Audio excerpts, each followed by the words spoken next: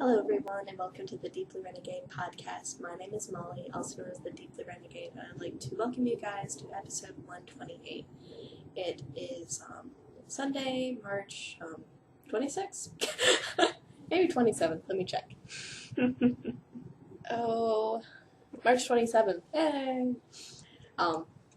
And it is a gorgeous but chilly day out, so I get to wear my sweater, yay!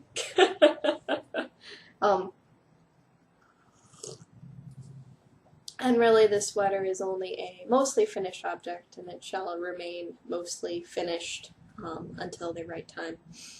And I'm having an interesting time drinking the black coffee. Can you see? Maybe? A little bit more? Okay. Oh well. I could grab it and show it you on the inside, but ran out of half and half, so. But I'm not gonna buy a thing of half and half, since it'll be a while until I'm drinking coffee again, so I'll just let that one wait for a little bit. But I suppose that I could probably show this off first. This is the mulled cider by Thea Coleman. Everything seems to be placed a little bit better now. Once I got the sleeve in. And what is not done on this yet is I need to make the little straps for the buttons. But that, as you can see, I have pretty much all of the ends to weave in, but you can sort of get a sense for how everything's coming together. And then what really needs to happen with this is I need to tack down the collar, because it looks really stinking cute with the collar. But the collar doesn't really want to stay in place, but it is really, really cute when it is in the right spot. There. Is that closer? I don't know, so I'll probably tack it down in a couple of places, especially the corners, so that I can have my cool collar action. So, I'll stand up, show you guys. So, the seams are pretty obvious on it. I really like how the pattern turned out. And then we'll turn all the way around. So it is really nice and long, quite cozy, probably a little bit scratchy, I'm not gonna lie. It is extremely rustic, but this is my first going from raw fleece to a finished object, and I am super duper excited that this all came together. This has been like a project that's been going on the podcast for like forever and a half. Like, we're talking like single-digit episodes when I'd originally bought the fleece. So, I've come a long way since then. But I am planning on totally finishing this up sometime in May, and I might end up wearing it around, maybe with this end more hidden than it actually is right now. What is it? I guess it depends on how I decide to tack down the collar, but I might do some sort of running stitch sort of thing in order to get it down. But that I am just so pleased with how everything ended up turning out on this. So for whenever I go to Rhinebeck, it doesn't matter what sweater, this is going to be the sweater I wear to Rhinebeck, because it is probably one of the coolest things I've made.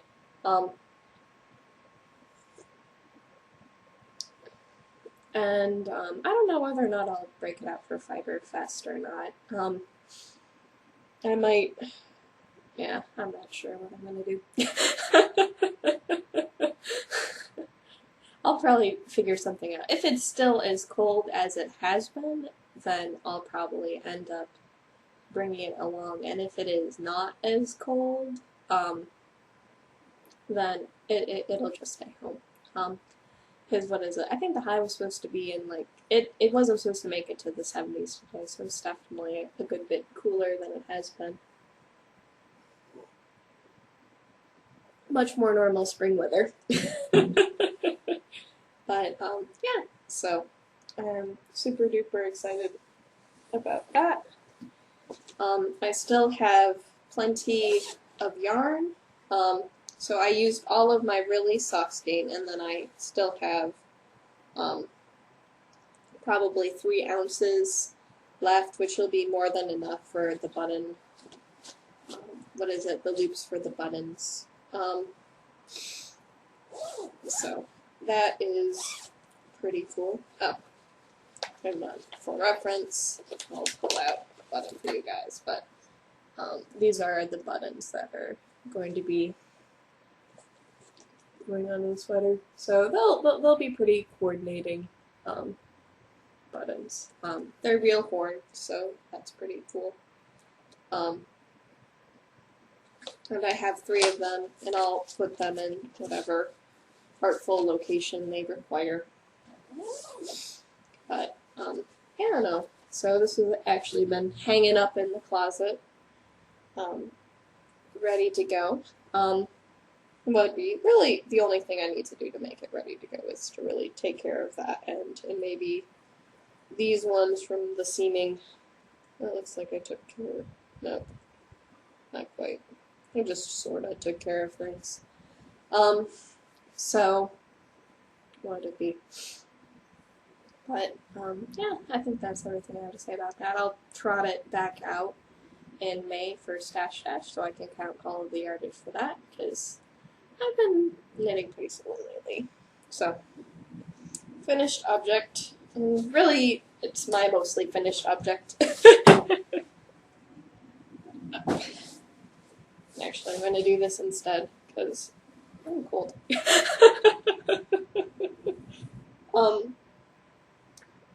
I did finish a sock last night. So, I finished grafting the toe closed and made sure everything fit.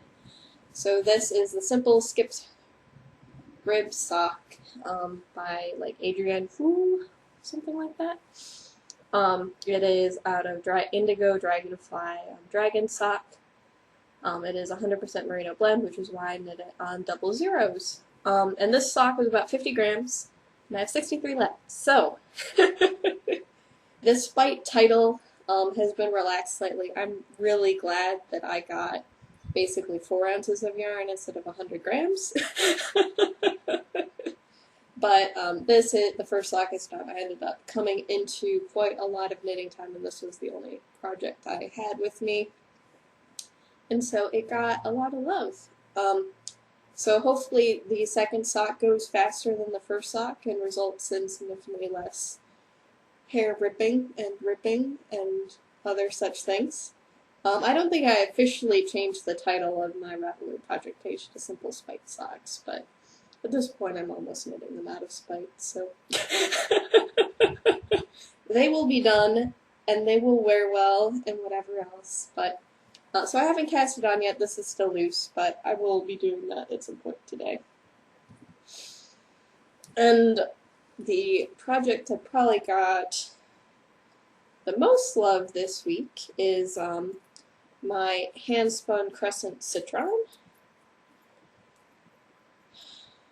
Let me detach everything that's sticking to it. So I sort of wish I'd had this last night as my project, but I guess it's good I finished that sock instead. But this is how far I am, so I managed to do, what is it, this much more this week, so quite a lot more love than actually last week even. This was my wander around project, and now I'll go hook that one into the next spot. And I've been keeping my 2-stitch markers on my lobster claw to keep them out of the way for the rows where I don't need my stitch markers. So when I'm in the ruching part I have the stitch markers in there to keep track of how many rows I've done. And when I'm not in the ruching part, I'm just counting rows, which isn't too bad. So let's see, I have 1, 2, 3, 4, 5, 6, 7, 8. So I have 4 more rows to go before I need to make another ruching section. So I'm into the orange now. I am heading to yellowy green next, and then I'm going back to a magenta for a little bit, and then I think I have a nice long section of sky blue after that. So it's been fun to work with this. I think it ends up like gradiating. It makes a pretty nice gradient, all things considered, because of the fact that when I was spinning it, I was trying to make the color transitions as clean as possible, so it ends up smoothly going from one color to the next. So I have been enjoying working with my hand spun. I think this is going to be the perfect carry around project for this weekend, and I didn't weigh it.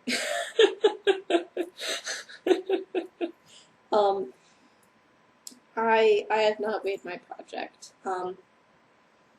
And this has, I think most of it, so it'd just be the case where I never weighed my braided fiber before when I finished spinning it, so I really don't know I just assumed that it was 4 ounces, but it might not be.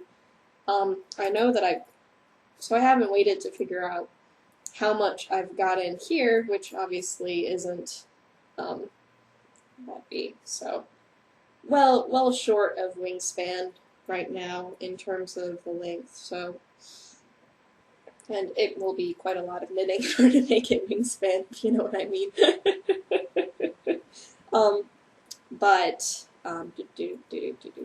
What am I thinking of? So it'd just be the case where keeping track of where I am in the project beyond just like how many repeats I've done since the last time I marked it. So I've done 2 ruching bits, and I was heading towards the 3rd, but didn't quite make it. So this, I don't even remember the author of the citron. So I'm using the shaping from the Fragile Hearts pattern, which is a Bunitz pattern, and then this is the citron, which is a free knitting pattern that 50 bajillion people have knit. And I'm enjoying it so far. It'd be the case where the way everything is actually set up, you basically have the same number of stitches for each section. It's just the case where where more or less, so the ruching has twice the stitches but half the rows. So pretty much each section represents the same amount of knitting, which is interesting to say the least. What would it be? And this will probably continue to get quite a lot of love on it. It just sort of, what is it? I'm definitely much closer to finishing the socks, and when I finish the socks, I'm probably going to be starting the Hit It Few Day, which will be another hand spun project. Apparently, this year is becoming the year of the hand spun. I suppose I spun so much of it.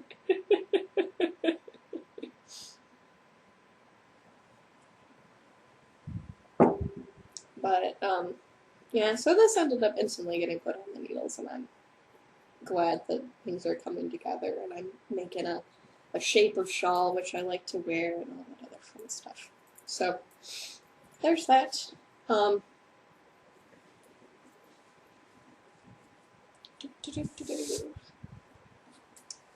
to spinning.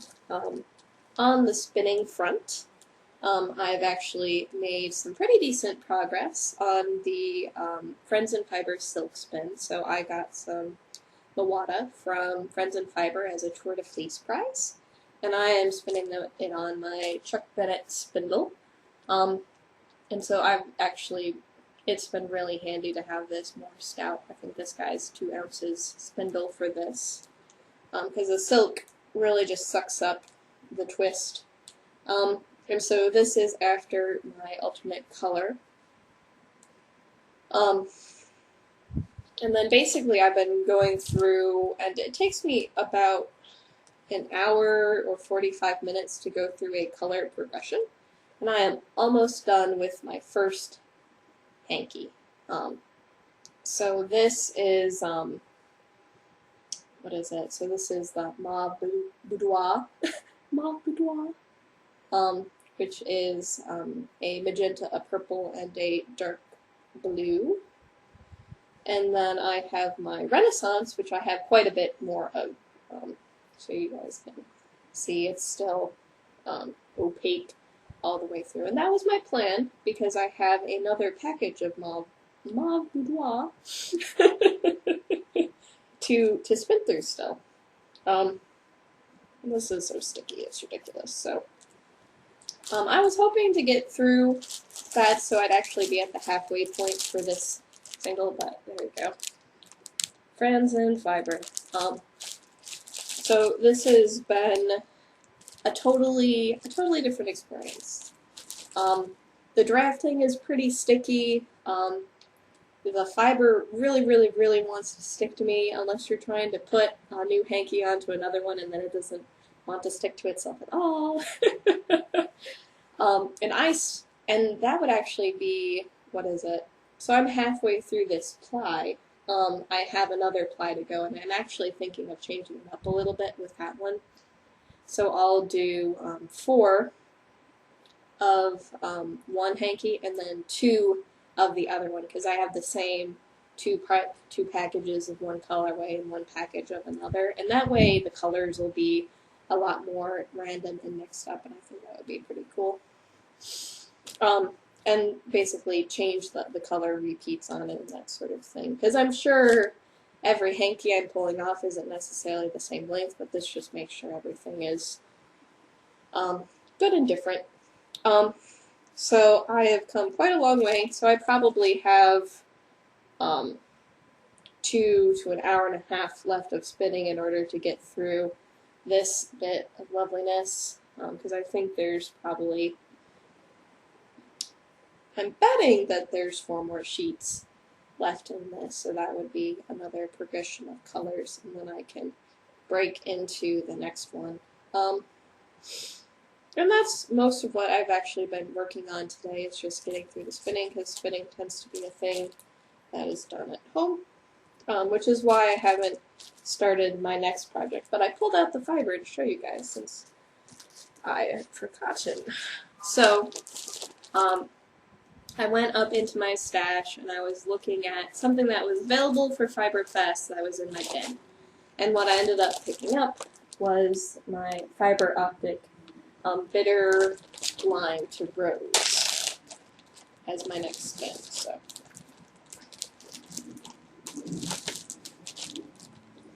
and my plan is, and this is 8 ounces because apparently it's go big or go home. And what'll be interesting about this is actually the 2 colors are fairly different. So this one is much more pink over here, and this one is much more dark. But their limes are the same. So the limes are still really bright, but for whatever reason, this one is much lighter. So I'm guessing that these are going to be really gorgeous applied together. And I'll probably start from spinning from the lime end of them and go from there. But this will be, I'll do 2 long singles, fill up the bobbins, and then ply them together. And this is just going to be so freaking gorgeous. Like, the teals and blues and purples in this are just so amazing. And I really want to make sure, what is it? So it'd be the case where I signed up for the Use It or Lose It Club. And it is nearly April now. And I'm not done with my February spin yet. So I'm trying to prioritize my spins in order to make sure I get everything done in time. Or that at the very least I spin all the things that I really can't part with in case my evil plan fails. And then I'll donate a braid or 2 to the cause if that's the case. So this is going to be another big spin. It's going to be on my wheel. I haven't started it quite yet, but I might start it soon. because I'd sort of like to break into it in case I want to buy some more fiber optic at Fiberfest since Kimber's going to be there. So, whatever. So, you guys got to see the prettiness, so I think it's going to make a really gorgeous, really massive skein, and I'll figure out something awesome to do with it when the time comes. But, yeah, so we've made it to the Fiberfest portion of the podcast. So next week is Fiberfest. I'm going to be at the podcaster meetup. I just need to throw my name into the hat.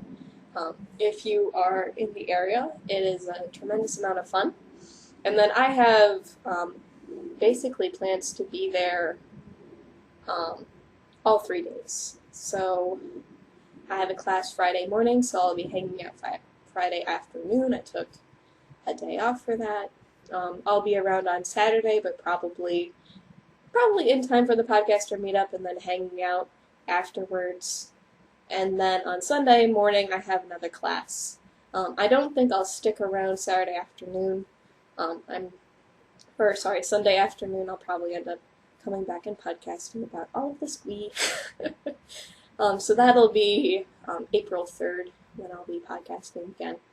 So it's like a 40-minute drive for me. And then in the evenings, on Friday and Saturday evening, I'll be hanging out in the Marriott Hotel near the convention center because they have alcohol. And all sorts of cool knitters are hanging out in the lobby. So it's really, I had so much fun last year that I am super duper excited about this year. So I really hope that if you're in the area and you want to come hang out, you'll be hanging out with my knitting group.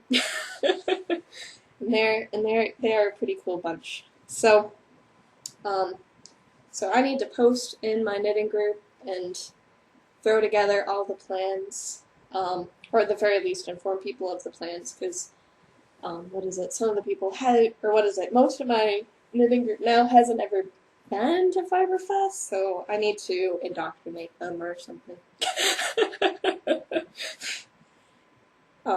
It won't be too hard because it is a tremendous amount of fun, but I'm like so excited.